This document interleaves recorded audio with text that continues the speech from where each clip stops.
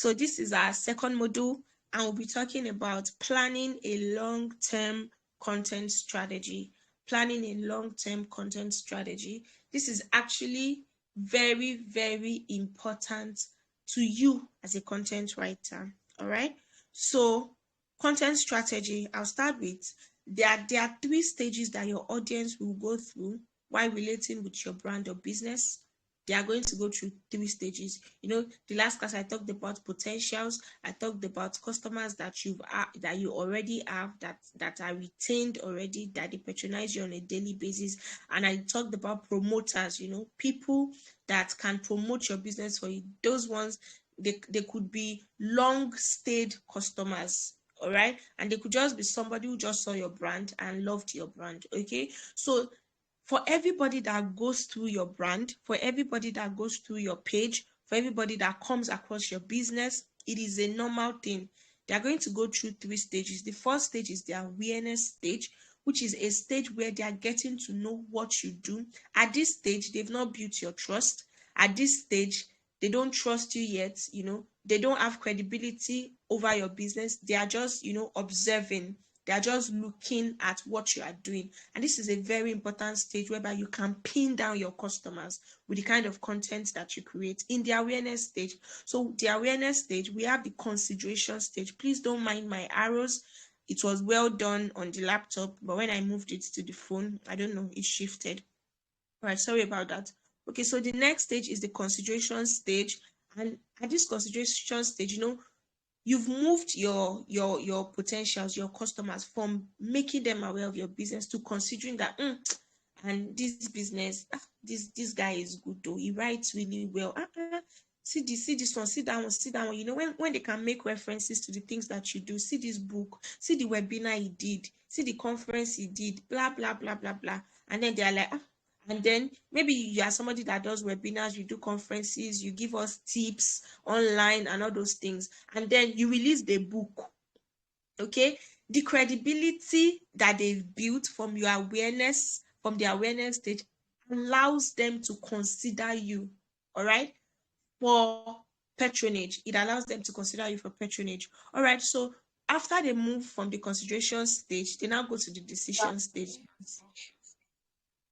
Okay, the decision stage is where they actually now come to meet you, where they patronize you, where they buy from you, where they pay for the value that they are getting from you. Even if they are not paying, where they sit with you, they trust you. At the decision stage, your business has built credibility with your customers. All right, I hope that is simple enough. So at every given time, your content must fit these stages to help the transitioning of people who come across your business. All right, so if you're writing a content, fashion your content according to these stages. If you are making people aware, let your content be about awareness. Don't jam it together. Don't put awareness up like Tobiloba Peters that I commented about. He was talking about awareness, then he moved down and was talking about decision. All right, if it's about awareness, let it be clearly on awareness, so that you can the customers can know that you are more interested in educating them than even them patronizing you. Financial people and business people, they know that, okay, money is not the only value that you can give or get from your business. All right, so it's not primarily about money, especially when you're in the awareness stage. Don't make it all about money. Don't make it all about, in fact, in the awareness stage, it's very important to do free things for your clients, just so that it could build credibility. Also, if you are writing a content about consideration, let it be strictly consideration. Okay, we have this property. Let's say you're a real estate agent. We have this property. After you've spoken about all of the features of the property, then tell us why we should consider that property. One, because there is no, that's why when you see these real estate people, one of the things that they talk about that they use to advertise their land is that there is no omonile issue. Why? Because that's like the primary challenge for people who sell lands and are not registered real estate agents. All right, so they took advantage of that weakness, and that's what you do in the consideration stage. When you are writing a consideration content, you are laying hold on the weakness of your other competitors and you're making it your strength. Okay, so if those people that sell land, they give people omonile issues. Now real estate people came and told us no omonile issue, so they are pushing it to us to consider, to compare. Now would you prefer to buy a land from somebody who will sell a land to you and you will start having omonile issues, or you prefer to buy from another person, a real estate agency, who will not give you omonile issue? All right, so that's what you do in the consideration stage. You are taking advantage of your competitor's weakness. You have to look into it. You have to research on their weakness, what they are not doing best, that you can add. I think I talked about it in the last class also. So that's what you do in the consideration stage, because that which you do is what is going to move them from the consideration stage to the decision stage. Yeah, so I hope you are getting it. Also, one of the main challenge of content creators is consistency. This happens to all of us, even the people you see their faces on the screen. One of the big challenge that we face in creating content is the ability and the power to be consistent. And you know what? Consistency actually determines the longevity and the visibility of our brand. Why? Consistency allows us to stay long in the minds of people. That's longevity. And also visibility, how people see you, how people view you, how you are trending, and all of that. Consistency. So if you are not consistent, there's a probability that your business or your brand will not last long and it will not be in the faces and the minds of people. So because I know consistency is actually a big deal and a problem, that's why I came up with this module that is going to teach us on how to plan a long-term content strategy. How to plan a long-term content strategy. Why? Because when you plan, you can be consistent. Why? Because you can work with your plan, and you also have to discipline yourself to work along with the plan that you have made. But then planning just gives you a map. It gives you it gives you a map alongside what you want to do with your brand. All right, so planning a long-term strategy, what it does, like I said, it provides you a roadmap for your business. It helps you organize your brand. It helps you organize your content. It helps you overcome time constraints. Now, if you're talking about, oh, I don't even have time, I've gone since morning, I'm just coming back, how will I write? There's no even inspiration, this and that, excuse me. It helps you overcome time constraints, and also it assists you in growing a more informed audience. And you know what a more informed audience does to you? It moves them from the awareness stage to the consideration stage. All right, so planning this is really important. All right, so there are 3 keys in creating a plan. In content writing, there are 3 keys in creating a plan. So these 3 things are the things that you need to consider before you actually draw out your plan or your strategy. The first one is that you have to set your marketing goal. Set your marketing goal. The second one is to assess your business initiatives and assets. And the third one is to identify your buyer's persona. So I'm going to talk about the third one first before moving into the other 2. So like I explained to you, your buyer's persona in the last class, your buyer's persona is the kind of ideal customer that you are trying to speak to with your content. All right. So if today, let me give an example. Okay, so let me use the landing property as an example. So if you are somebody that you are a real estate person, let's say you were employed by a real estate company, all right, so and you are their content creator. Okay, so if you want to write a content now, one of the things to do is to identify the kind of people that you want to write that content to. First, are they people, is it students that are struggling? All right, there's a plan for struggling students, or let me not say struggling students, there's a plan for students generally. Let me not put struggling students generally. There's a plan for them. Let's say own a land and pay in 5 years. All right, that's a plan. So that content fits into students that want to be paying small till they finish paying in 5 years. So that content is going to fit into that. So your buyer's personnel for that kind of content is students, or maybe fresh graduates, or you just know those classes of people, that kind of people you are talking to. Now, if you want to write a content on, you want to sell a duplex, all right, you're talking to millionaires, your buyer's persona is millionaire, business, good business owners, big people. All right, that is your buyer's persona. So that's what is going to help you shaping the kind of content you are going to write, and what the content is going to contain or carry. That buyer's persona is going to help you to know what to write inside of it. If you are somebody that you're writing a content and the only people you are talking to, you want to talk to male people. Let's take, for example, you are a health talker and you want to talk about the testes. Women don't have testes. So obviously your buyer's persona is a male.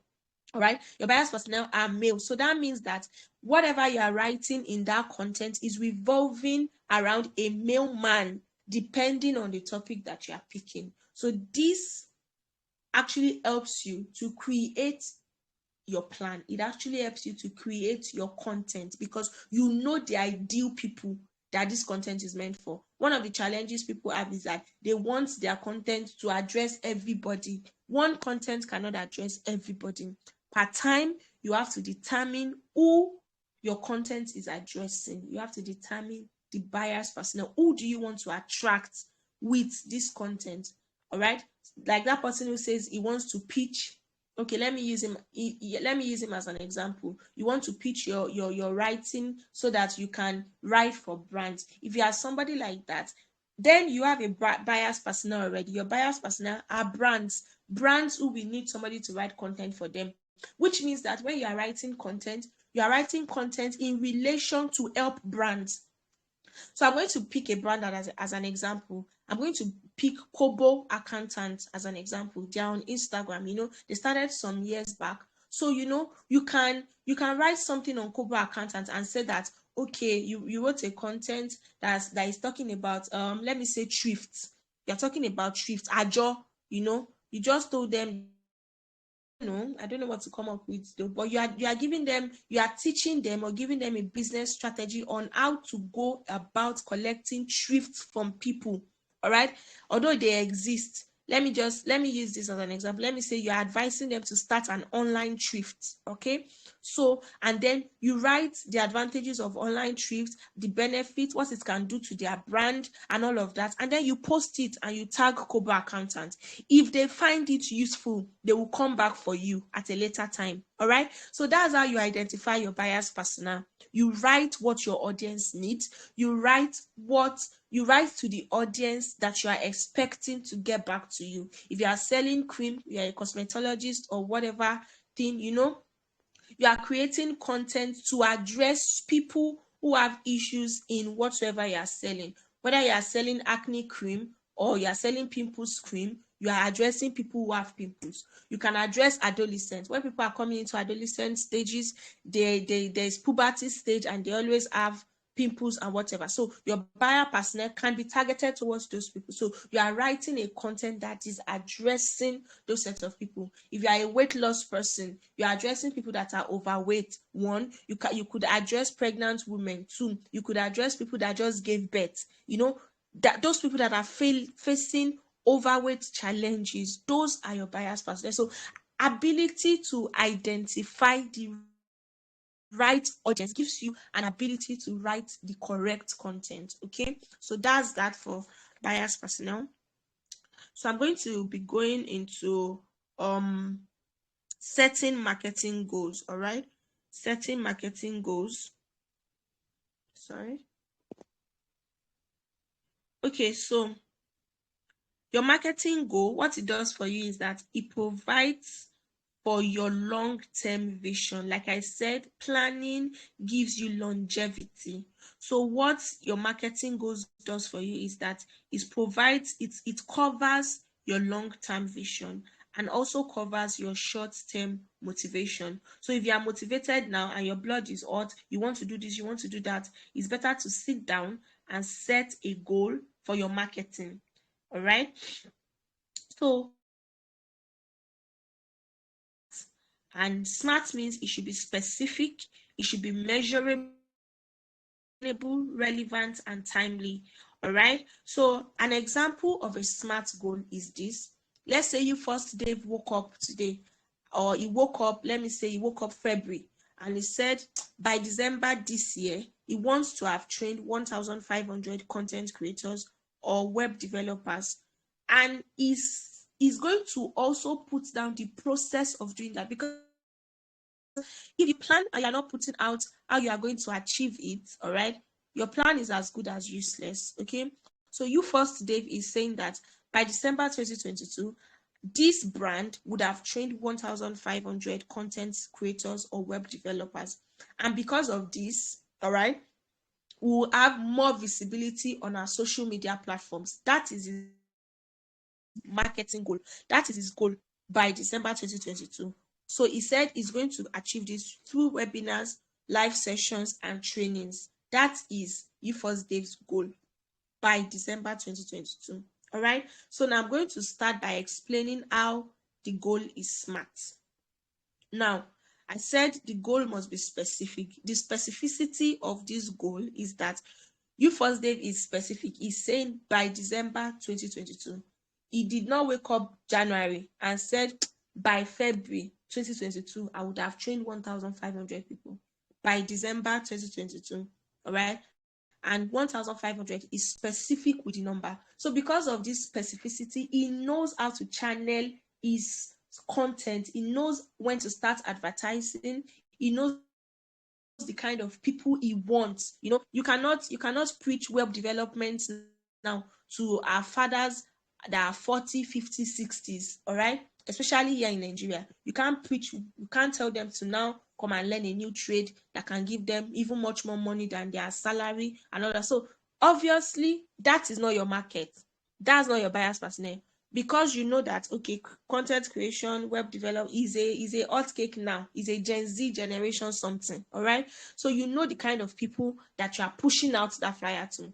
So when UfirstDEV wants to send his flyer, he's not sending his flyer to his mom or his dad or his uncle to advertise for him. He's sending it to people who knows they fit the kind of audience that he's looking for. All right, so I've actually digressed from the specificity, but the specificity of this goal is this.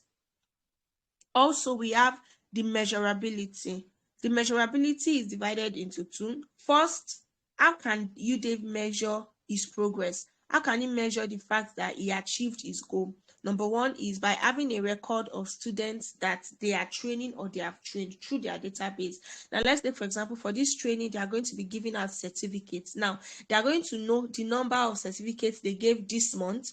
If the training is coming up again in another 3 months, they will also know the amount of certificate they gave out. So by December, they are able to compile together and know that, okay, we gave 1,200 people certificates. So it means that we trained 1,200. Although we did not meet our goal, we were close to it. You know, it just allows them to measure their progress. And if UfirstDEV is saying that he wants to have trained 1,500 people by December, this is October. Let's say by October, he has not trained 200 people.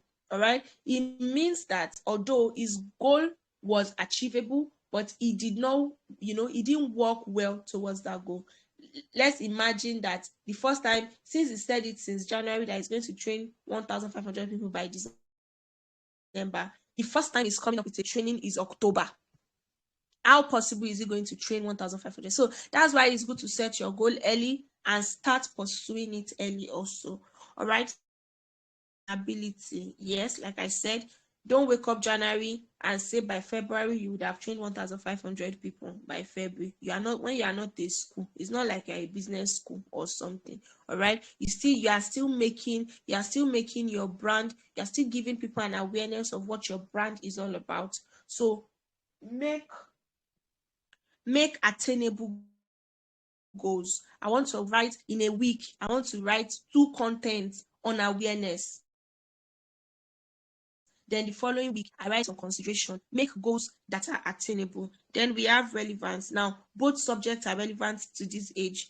web developers, content creators, there are something that are relevant. When you are picking your topic on what to write on, pick on relevant things. Listen around, listen to what is happening in your field, and pick on relevant things. All right. It's not like now you want to teach us how to make use, or let's say you give us tips on how to use electrical appliances, okay, and then you come up with this TV, this TV that they used to open and close like cupboard, and you say you want to teach us how to use that TV. It's irrelevant in this age because nobody is using that kind of TV. But if you put up a content and you say what the things that you can do on your smart TV, recently there's this guy on Instagram that started telling us about the things that you can do on iPhone.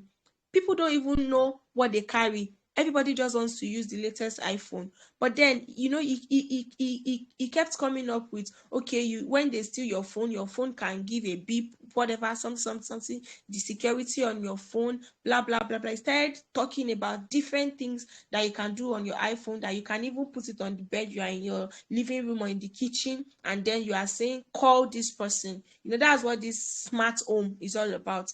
The guy is showing us you can do it on your iPhone. All right. So that's something that is relevant, a subject that people will be interested in. So whichever aspect in your business, you have to talk about relevant things. If it is not relevant, people will not look at it. People will not read it, and they will definitely not patronize you. And they will not even be aware of what your business is all about. So it means that you won't even be able to bring your potential to the first stage, which is the awareness stage. All right. And the last thing is timely. Make sure your goal is timely. Start early so that you can talk about that already. Start early so that you can plan early and begin to work on those goals early. All right. Okay, so the next thing is assessing your business initiatives and assets. Assessing your business initiatives and assets. Now, identify the assets your business used to attract and engage your audience. Now, in the last class, I gave us an assignment and I asked us to, identify, having talked about different platforms, blogging, podcast, video, infographics, graphic designs, and all of that. Having talked about all those things, websites, different things, Facebook, Instagram, Twitter, TikTok, you know the different things that those platforms does. So having talked about all those things, identify the assets that your business used to attract and engage your audience. What platform do you use to attract and engage your audience? That's one. Then two, what are the materials that you use to attract and engage your audience? Some people don't attract their audience, they just put it there and they want people to patronize them automatically. Like I said in the first class, give us juicy offers, give us juicy offers. Let us want to do business with you. Then the next thing is to get reviews from your customers. This is like testimonials. This actually helps you to also assess your business. Then you get reviews from experts in your field. These people can give you an idea of the latest problem that is happening in your field. They can give you an idea of what you need to write about. Also, reviews from your long-tenured staff, who are your sales or marketing team. If you're a big business brand and you have sales or marketing team, they are the ones that are facing the market. So you can ask them, what is the challenge people are facing in the market? And what do you do that when you do it, people like it and you increase sales? Let's say, for example, when I was working where they produce popular milk and Luna milk, all right? During the time we have the best sales is during Muslim fasting. When Muslims are fasting, that's when the company has best sales. Why? Because they do this advertisement of Ejide Musa Rijeo and all of that. It's very easy when early in the morning you make pap, custard, and you put milk. It's a easy to go breakfast. Okay, so they do that. That's what their advert is all about, like quick, easy, accessible. All right, so when they write on that, that's like the time that we make the highest sales in the year. Okay, and then when the Muslims finish fasting, they do a giveaway for them. All right, especially to their long-term customers and people that really buy from them. Okay, so this allows them to, when they are planning for their content, when they are planning for when do we make money most in this business, they are talking about when Muslims are fasting. So they know how to streamline that content around that time to Muslims. Okay. So to assess your business initiatives also, there are two types of auditing that you need to carry out. Now, this is where the content planning strategy comes in. There are two types of auditing you need to carry out. The same way that you audit your financial statement for profit and loss, that's the same way you do with your content strategy. Okay, so like I said earlier, for you to be able to follow through with your plan, you need to come up with a content strategy. For you to be consistent, you need to come up with a content strategy. Now, everything I've been saying since is to lead you into how to build a strategy. All right.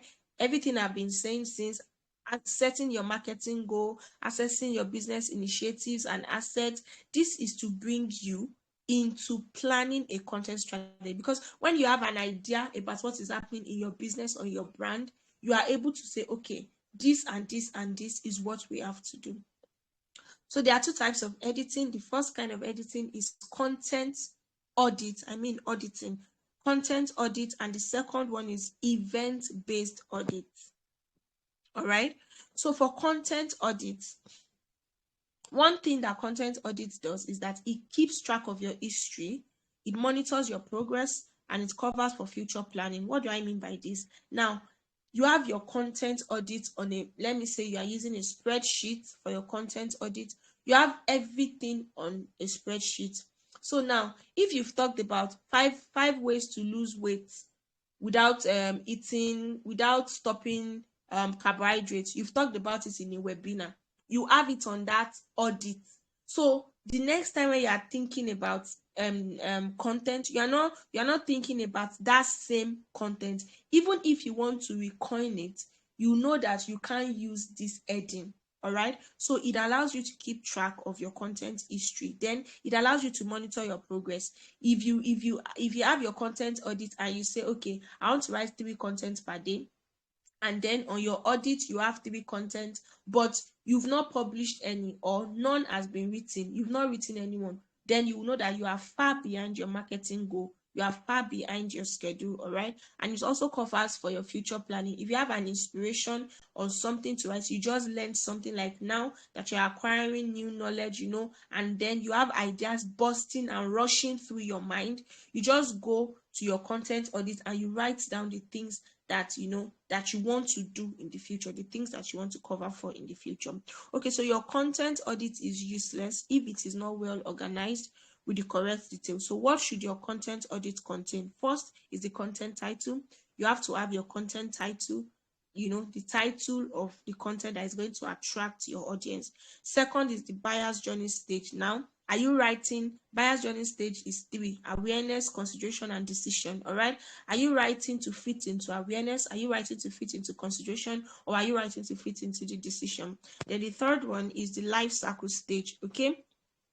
Life cycle stage includes subscriber, lead, marketing qualified lead, sales qualified lead, opportunity, and others. What this life cycle stage means is that how long is your content going to be relevant? Okay, what is that particular content going to do to your business? Can you use it as a lead? All right. You see, if you use Instagram very well, you see that there's some of your posts that Instagram will put what do they put? Is it free? They just free promote. Okay, they tag it on a particular post to promote for free, and by the time you check that post it's not even might that post will be the highest post, where you have the highest like, where you have the highest visit, where you have the highest comments. All right, so that post is like a lead on your page. That's why they are putting promotion on it. All right, so that's the life cycle stage. If that particular content is going to be just for people to subscribe, nothing much, it's not going to be long, or it's going to be a lead. Now, a lead, I've explained a lead. Now, when it is a marketing qualified lead, it means that I'm going to use these people that sell health drugs, these pure people that sell drugs. They do marketing leads. They do marketing leads. Maybe they upload a picture of somebody that was struggling with prostate cancer, and then the person used they do before, after, and all of that. And then they are like, get this now, blah, blah, blah, blah. They just do the advertising and all of that. Now, that is a marketing qualified lead. They are trying to market that business. They are trying to market that particular product. And it is a lead because people are going to, when people interact with it and it has a very high number of maybe views, likes, visits, and all of that, it becomes a lead. So if you are creating a content with the mindset of making it a marketing lead, you have work to you have work to do on that content to make it fit into people actually interacting with it very well. All right. We also have sales qualified lead. That means that this kind of content is going to lead you into making sales. Okay. An example of the people that majorly use this type of content are people who does, and there was a time that people do this advertisement for importation, import now with less than 5,000 naira. All right. That was their sales lead, because most people don't even think twice. They're like, oh, I will start importing with 5,000 naira, and then they just go into the class and all of that. Then opportunity, and then etc. etc. Now we have the content format. Content format is the platform or the method with which you want to use to communicate the content. Then we have the buyer's persona, which I already explained. Then the topic. Now, the content title is different from the topic. The topic is the area that content has covered. The area that the content has covered. Okay. So in the next slide, I'm going to be showing you an example of a content audit. All right. Now, I told you that your content audit is useless if it is not well organized. So this is what a content audit looks like. All right. So if you're a content creator, especially a content creator, as a content creator, you must have a content audit. Other people running business, selling shoes, selling bag, and all of that just advertise their products, they might not have a content audit. But you, as a content creator, you must have a content audit. All right, so let's go through this example. The content titled for the first one, we have how to move to Canada in 3 months without a proof of fund. All right, I told you that pick a topic people are interested in. The normal thing now, or the newest thing, the latest thing in town. The latest thing in town now is that you speak with your friend yesterday night, and tomorrow morning when you wake up, you are seeing picture of the person in UK, and they did not tell you before. They've jackpot. Everybody wants to jackpot away from Nigeria. So now you are let me say you're a travel agency brand, and then you want to write a content. A very good content to write at this time is how to move to Canada in 3 months without a proof of fund, because proof of fund is also one thing that gives people problem. Okay, so you are targeting the problem. I told you before, you target the challenge. So what's the buyer's journey stage? You are making them aware. It's an awareness stage. You are making them aware of this title. You're also making them aware of what you do in your brand. And the life cycle stage is a lead. You can make this an awareness lead for your audience. It could be a lead, because truth be told, plenty people are going to come and read this content that really, I can go to Canada without proof of fund, blah, blah, blah, blah, blah. So it could be a lead for you, and then it's something that people will just keep interacting with over time. Content format. How do you want to present this content? I chose video. That's your content format. Now, buyer's persona, people who this is meant for, is what I mean by buyer's persona. So it's meant for graduates, people who just graduated, there's no job, they want to run away. And then family, couple who wants to do relocation. So you know how to target what you are writing to fit these people. So when you are starting your content, you are starting with, are you a graduate without any hope? Are you this? Are you that? Blah, blah, blah, blah. So it's going to make people stay on that content and read it. So what is the topic you are covering? Like I said, topic is different from content title. As you can see here, the topic you are covering here is relocation and financial crisis. All right. And you know why this content audit is important is that it could give you an idea of a series that you can involve in your content. Now, see this topic. This topic is relocation and financial crisis. We all know that financial crisis in Nigeria is not limited to traveling out alone. We have different kind of financial crisis. So from this topic, you can continue this topic on other subjects and you can come up with another content title. I'm going to give you an example. An example of financial crisis is when there was this when we do this there's this thing that I did. What do they call it? I don't know the name of the app. I think the name of the app is Royal Qbot or something. And then we registered on the app, we paid some dollars, and they were crediting us per day and all of that. And suddenly they just changed the website and said that we can't withdraw the money anymore. To withdraw the money, you have to pay crypto. They just lumped up the whole thing. That's a kind of financial crisis. So if you are somebody that you are not just a travel agency alone, but you are also involved in cryptocurrency and all other kind of currency, whatever. You can train people on how to start crypto. You can train people on how to trade and things like that, because that's also a topic on financial crisis. Okay, so content audit allows you to imagine a wide range of content. So if you have a content audit, there's every probability that you will not be stranded on what to write per time. All right. Okay, so other notes includes whatever thing you want to join with the content. Maybe at the end of the content you want to add to it. Oh, I have 3 more minutes. Okay, so the next example I gave, this is a travel blogger or a travel whatever, a blogger. So this person is writing about 5 hilarious cities in Nigeria. Also, the buyer's journey stage, it is an awareness, is making you aware of hilarious cities in Nigeria. Life cycle stage, subscriber. If you watch or if you listen or if you watch his video on him showing you 5 hilarious cities, and he showed you everything that is in the city, and he's asking you, please subscribe and all of that, you are moved to subscribe. Why? Because probably you got value from the content so he's giving you this content for you to subscribe. All right, so he's presenting it also in form of video.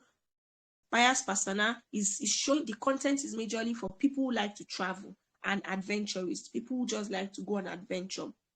All right, topic, location-based adventure. Also, this could also come in another series depending on how vast his knowledge is. This is 5 hilarious cities in Nigeria. He could do cities in Africa. He can do adventure. He can do the best mountains or the best ocean, the best view, different things, location-based adventure, different things that you can actually do.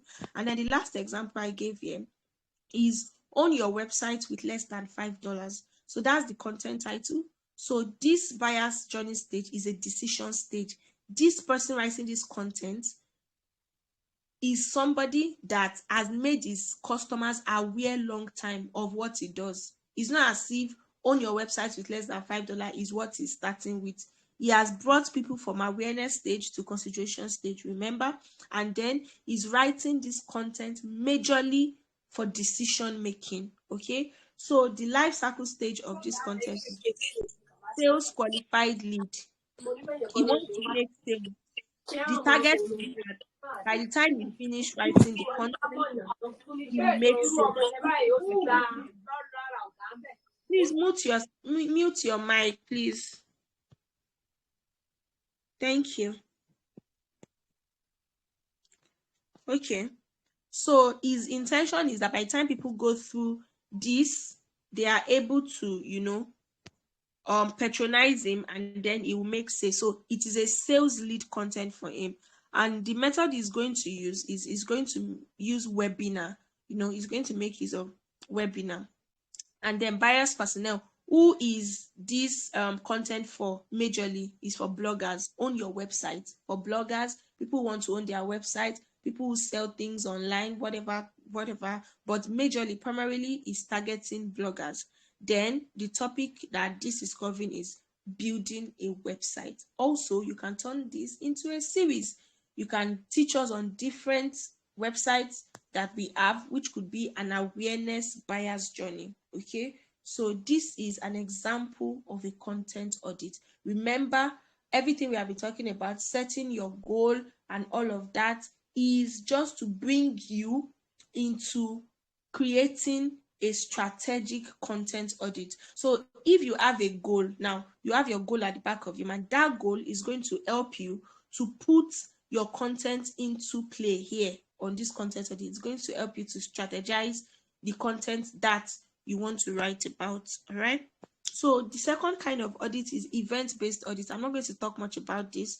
It's event-based audit is organizing and planning ahead of something irregular or special event in your business. Let's take, for example, some companies do fun fair. They don't just plan for their fun fair. Let's all these Airtel, all these telecom company that you just see them on the road, they will be dancing, they'll be selling SIM cards, selling phone. They did not just plan it, they've planned it since they know that on so day this event is going to come up, and they would have built and organized and arranged themselves concerning that event, planned what they are going to do concerning that event. So don't make events meet you suddenly in your business. Plan ahead for the event so that you can present it in a strategic way that can actually bring you the audience that you are looking for and bring you the money that you also want. So that's that on event based. So lastly, I'm going to also give you some growth marketing tips, although this is not primarily about content writing, but like I said, every content writer is a marketer. You are marketing something, all right? You want to make money. So growth marketing tips. Now that you have a plan, remember, set your goal, set your plan. How do you prevent not boring your audience and avoiding inconsistency, etc.? You know, when you upload and you upload and you upload and you upload, and your clients are like, they are even tired, this and this all the time. All right. And they are tired of seeing only your face. They're tired of seeing only your brand. They're tired of seeing only your business. Or you just feel like, oh, that we've done this thing for such a long time. It's time for us to step up our game. There's something called influencer strategy. You can make use of an influencer strategy. And an influencer strategy is connecting with people that have built the audience that you want. You see, nobody is an island of knowledge. You can't do things alone. All right. So building an influencer strategy makes you or allows you to make use of someone else's audience. Okay. So you can make use of an influencer strategy. You can bring them to your page. You can advertise their brand, their business. You can stretch forth an hand of partnership to them so that you can share their audience with them, you know. And you have to have built a relationship also with such influencer. That's why or you have enough money to pay them. But if you don't have money to pay them, building a relationship is actually better. That's why when companies want to advertise and they want to make use of celebrities, because they want their audience. People like Tiwa Savage now because of Tiwa Savage, that techno product that she's advertised, so people will go and get it.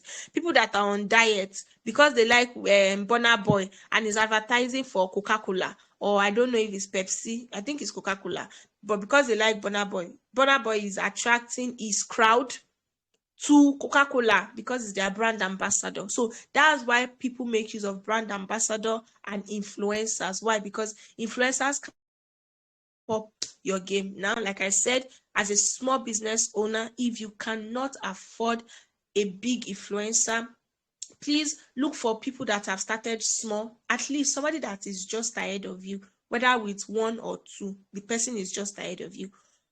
Stretch forth partnership to them and, build a relationship with them, and it can also help you. So other tips I'll give include regular communication with your customers. Communicate with your customers, put something online. If you are not selling materials, if you're a content creator, put it online. How do you want us to improve? What topics do you want us to cover? What do you want us to talk about in our next class? We are giving 3 people the opportunity to tell us what they want us to talk about. Feel free to contact us and all of that. Then follow up on your sales recording. If you are not selling anything, like if you are not selling something that we can hold, if you are a content creator, on your website or on your page, if you are using Instagram, Facebook, YouTube, there's a way to check your growth. You can check the number of your leads. You can check the number of people that visited your profile. You can check the number of people that read your post, number of people that liked your post, number of people that watched your video, how long they stayed on your video, whether it is when they started, they disappeared, and they did not continue watching. You can monitor and follow up those recording. All right, you can follow up and see, if you are really doing well. If you are a blogger, you can type in one of the topics on your blog on Google and see where it is ranked. If it does not pop up, the first page it didn't pop up, second page it didn't pop up, third page it didn't pop up, it means that you are not growing. All right, so it means that you have to improve and do more of SEO content. SEO means God, I forgot.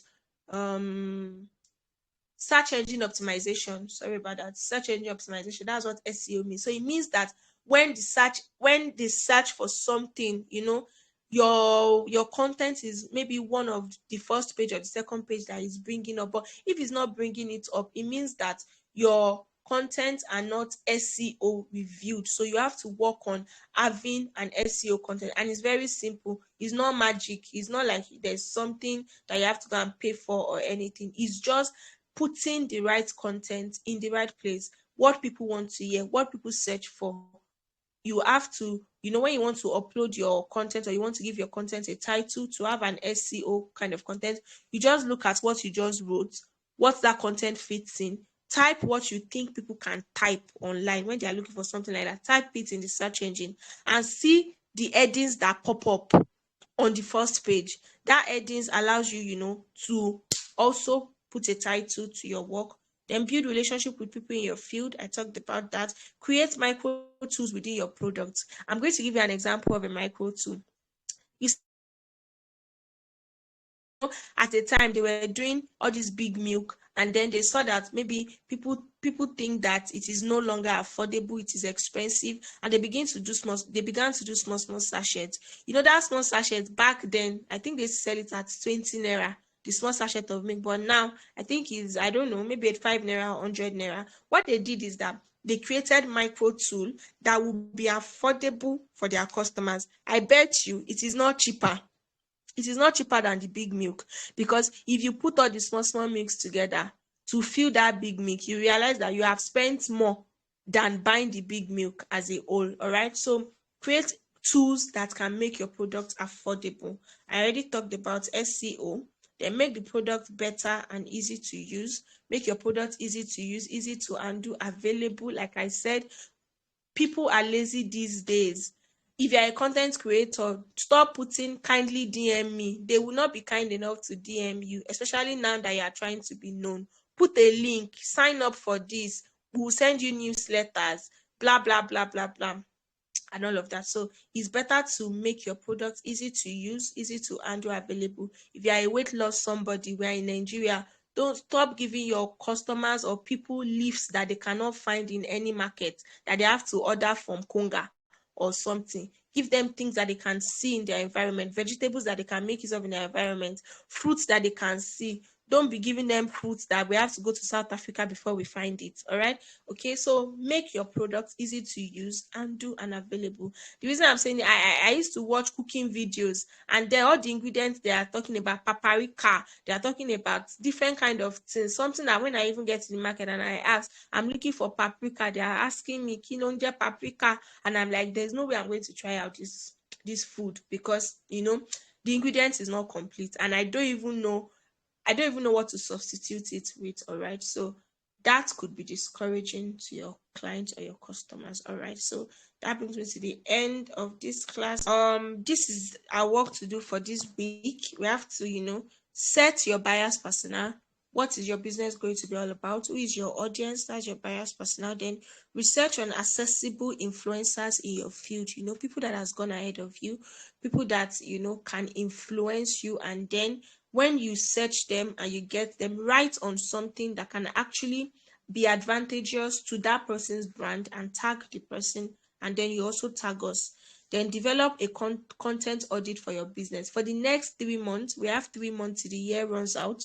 Develop a content audit of the activities that you want to carry out in your business. Then to get more visits, sales, visibility in your business, which kind of buyer's journey should you be more focused on now? Some of us just started our business.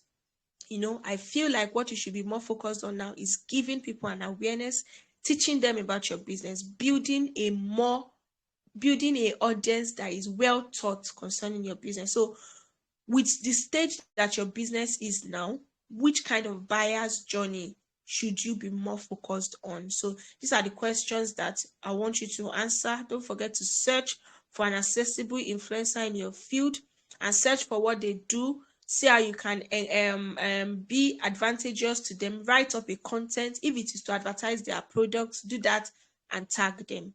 All right. So, and tag us also. Tag UfirstDEV and tag me also. So that is the work to do for this week.